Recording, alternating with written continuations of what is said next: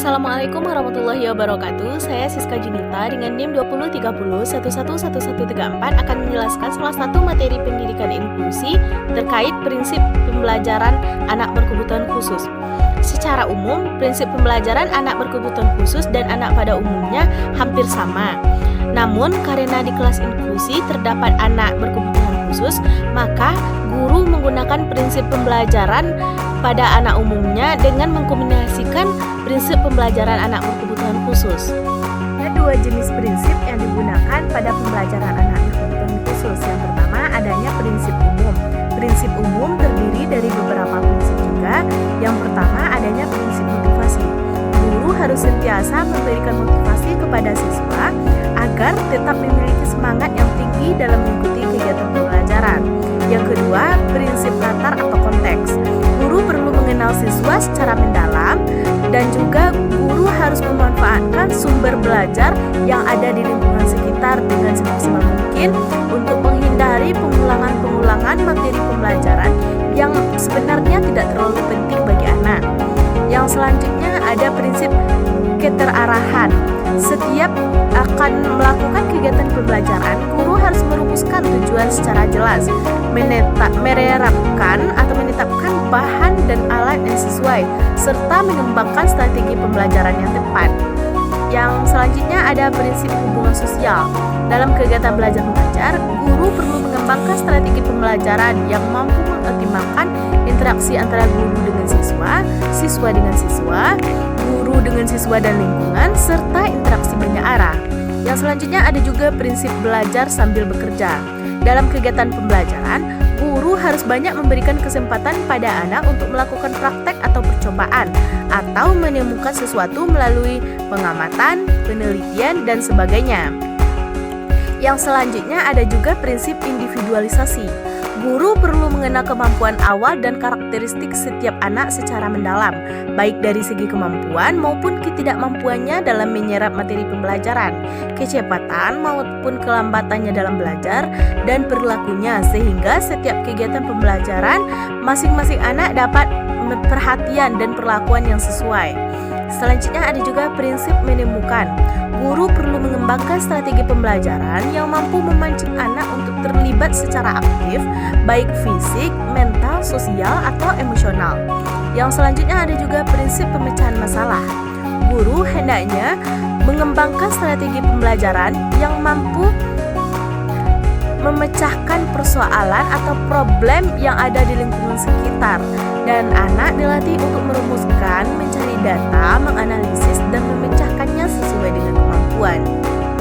Yang kedua, prinsip pembelajaran anak berkebutuhan khusus adalah prinsip khusus. Yang pertama, pada anak tunanetra ada beberapa prinsip, yang diantaranya yang pertama prinsip kekonkretan. Anak tunanetra belajar terutama melalui pendengaran dan perabaan. Bagi mereka untuk mengerti dunia sekelilingnya harus bekerja dengan benda-benda konkret yang dapat diraba dan dapat dimanipulasikan melalui observasi. Di situ, dengan perabaan benda-benda tersebut, mereka dapat memahami bentuk, ukuran, berat, kekerasan, sifat benda, kelenturan, suhu, dan sebagainya. Dengan menyadari kondisi ini, maka proses belajar mengajar, guru dituntut semaksimal mungkin untuk dapat menggunakan benda-benda konkret sebagai alat bantu atau media dan sumber belajar dalam mencapai tujuan pembelajaran. Yang kedua, adanya prinsip pengalaman yang menyatu. Pengalaman visual cenderung menyatukan informasi. Anak tunanetra tidak mengerti hubungan-hubungan kecuali jika guru menyajikan dengan mengajarkan anak untuk mengalami suasana tersebut secara nyata dan menerangkan hubungan-hubungan yang terjadi. Yang ketiga, adanya prinsip belajar sambil melakukan. Prinsip belajar sambil melakukan tidak jauh berbeda dengan prinsip belajar sambil bekerja. Perbedaannya adalah bagi anak tunanetra melakukan sesuatu adalah bentuk pengalaman nyata yang tidak mudah terlupakan, seperti anak normal melihat sesuatu sebagai kebutuhan utama dalam menangkap informasi. Anak tunanetra menuntut penjelasan dan penjelajahan secara langsung di lingkungan nyata. Prinsip ini menuntut guru agar dalam proses belajar tidak hanya bersifat informatif, akan tetapi semaksimal mungkin anak diajak ke situasi nyata sesuai dengan tuntutan tujuan yang ingin dicapai dan bahan yang akan diajarkan. Selanjutnya pada anak tunarungu ada beberapa prinsip pembelajaran khusus. Yang pertama, prinsip keterarahan wajah. Anak tunarungu adalah anak yang mengalami gangguan pendengarannya atau bahkan tuli, sehingga organ pendengarannya kurang berfungsi dengan baik. Prinsip ini menuntut guru ketika memberi penjelasan pembelajaran hendaknya menghadap ke anak atau face to face, sehingga anak dapat melihat gerak bibir guru. Demikian pula halnya dengan anak yang mengalami gangguan komunikasi, karena organ bicaranya kurang berfungsi sempurna. Akibatnya ucapan anak sulit untuk dipahami.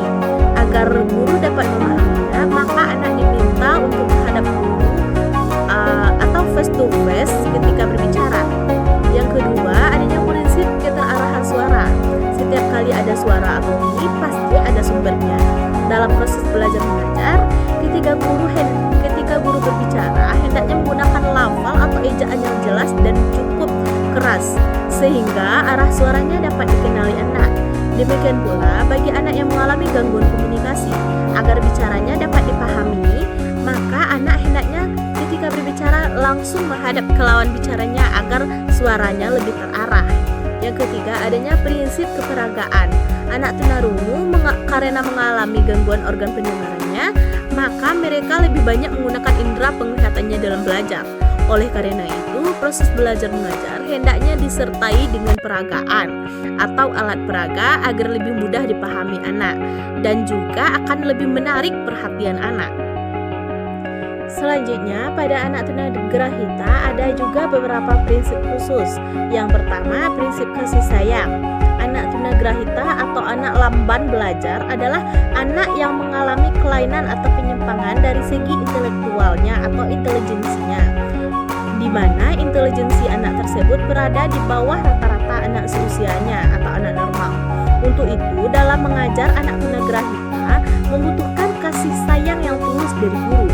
Guru hendaknya berbahasa yang lembut, sabar, rela berkorban, dan memberi contoh perilaku yang ramah dan supel, sehingga siswa tertarik dan timbul kepercayaannya, yang pada akhirnya siswa tersebut akan bersemangat untuk melakukan arahan-arahan dari gurunya. Yang kedua, ada prinsip keperagaan. Kelemahan anak tunagrahita adalah dalam hal kemampuan berpikir abstrak. Mereka sulit membayangkan sesuatu. Dengan segala keterbatasannya, anak tunagrahita akan lebih mudah tertarik perhatiannya apabila dalam kegiatan belajar menggunakan benda-benda yang konkret maupun sebagai alat peraga yang sesuai. Hal ini menuntut guru dalam kegiatan belajar mengajar selalu mengaitkan relevansinya dengan kebutuhan sehari-hari. Oleh karena itu, anak perlu dibawa ke lingkungan nyata, baik lingkungan fisik, sosial, maupun lingkungan alam. Bila tidak memungkinkan, guru dapat membawa berbagai alat peraga. Yang ketiga, ada prinsip habilitasi dan rehabilitasi.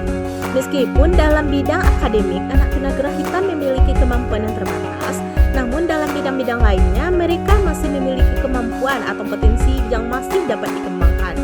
Habilitasi adalah usaha yang dilakukan seorang agar dapat menyadari bahwa mereka memiliki kemampuan atau potensi yang dapat dikembangkan meski kemampuan dan potensi tersebut terbatas. Sementara rehabilitasi adalah usaha yang dilakukan dalam berbagai macam bentuk atau cara sehingga bisa mengembalikan kemampuan yang hilang atau belum berfungsi optimal. Dalam kegiatan belajar mengajar, guru hendaknya berusaha mengembangkan kemampuan atau potensi anak berkebutuhan khusus secara optimal melalui berbagai cara. Selanjutnya, pada anak tunadaksa, prinsip yang perlu diperhatikan dalam pembelajarannya tidak terlepas dalam bentuk pelayanan, yaitu adanya pelayanan medik, pelayanan pendidikan, dan pelayanan sosial, yang pada dasarnya juga tidak dapat lepas dengan prinsip habilitasi dan rehabilitasi pada anak tunagrahita. Selanjutnya, pada anak tunalaras ada beberapa prinsip khusus.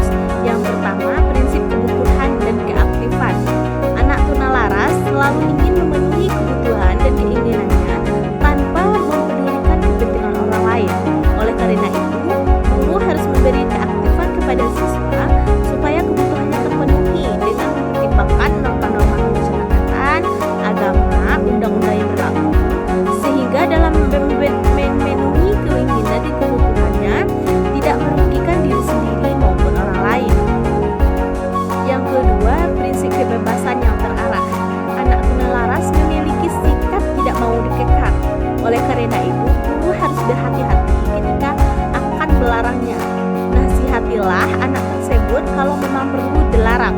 Di samping itu, guru hendaknya mengarahkan dan menyalurkan segala perilaku anak yang menjadi ke arah lebih positif yang berguna, baik untuk diri sendiri maupun orang lain. Yang ketiga, ada prinsip penggunaan waktu luang.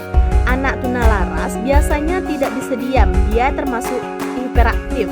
Bahkan seolah-olah mereka kekurangan waktu sehingga lupa tidur, istirahat, dan sebagainya.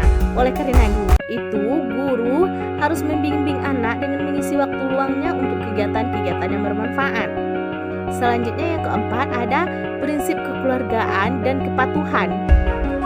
Anak tunalaras biasanya lebih banyak berasal dari anak yang broken home. Akibatnya, emosi anak menjadi tidak laras, jiwanya tidak tenang, rasa kekeluargaannya tidak berkembang, merasa hidupnya tidak berguna. Oleh karena itu, guru harus dapat melayani jiwa anak atau menyelami jiwa anak, di mana letak ketidakselarasan kehidupan emosinya.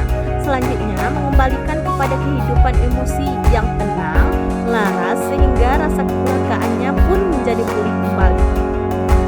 Yang selanjutnya ada juga prinsip setia kawan dan idola serta perlindungan. Karena tinggal di rumah merasa tidak nyaman, anak tunalaras biasanya lari keluar rumah. Kemudian ia bertemu dengan orang-orang atau kelompok yang dirasa dapat membuat dirinya merasa aman. Oleh karena itu, guru hendaknya secara perlahan-lahan berupaya menggantikan posisi ketua kelompoknya menjadi tokoh idola siswa dengan cara melindungi siswa dan berangsur-angsur kelompoknya berganti dengan teman-teman sekelasnya dan setia kawannya berganti kepada teman-temannya yang pada akhirnya mereka akan merasa senang di sekolah. Yang keenam, ada juga prinsip minat dan kemampuan. Guru harus memperhatikan minat dan kemampuan anak, terutama yang berhubungan dengan pelajaran. Guru harus menggali minat dan kemampuan siswa terhadap pelajaran untuk dijadikan dasar memberi tugas-tugas tertentu. Dengan memberi tugas yang sesuai, mereka akan merasa senang dan pada akhirnya lama-kelamaan mereka akan terbiasa untuk belajar. Yang ketujuh, ada prinsip emosional, sosial, dan perilaku. Karena problem emosi yang dialaminya, maka anak tunalaras mengalami ketidakseimbangan emosi. Akibatnya, siswa berperilaku menyimpang baik secara individual maupun secara sosial dalam pergaulan hidup masyarakat. Oleh karena itu, guru harus berusaha mengidentifikasi problem emosi yang disandang anak, kemudian berupaya menghilangkan untuk diganti dengan sifat-sifat yang baik sesuai dengan norma yang berlaku di masyarakat dan agama, dengan cara diberi tugas-tugas tertentu yang terpuji baik secara individual maupun secara kelompok. Yang kedelapan, ada juga prinsip disiplin. Pada umumnya, anak tunalaras ingin memanfaatkan kesempatan yang ada untuk memenuhi keinginannya tanpa mengindahkan norma-norma yang berlaku, sehingga ia hidup lepas dari disiplin. Sikap ketidaktaatan dan lepas dari aturan merupakan sikap hidupnya sehari-hari. Oleh karena itu, guru perlu membiasakan siswa untuk hidup teratur dengan selalu diberi keteladanan dan pembinaan dengan sabar. Yang kesembilan, ada juga prinsip kasih sayang.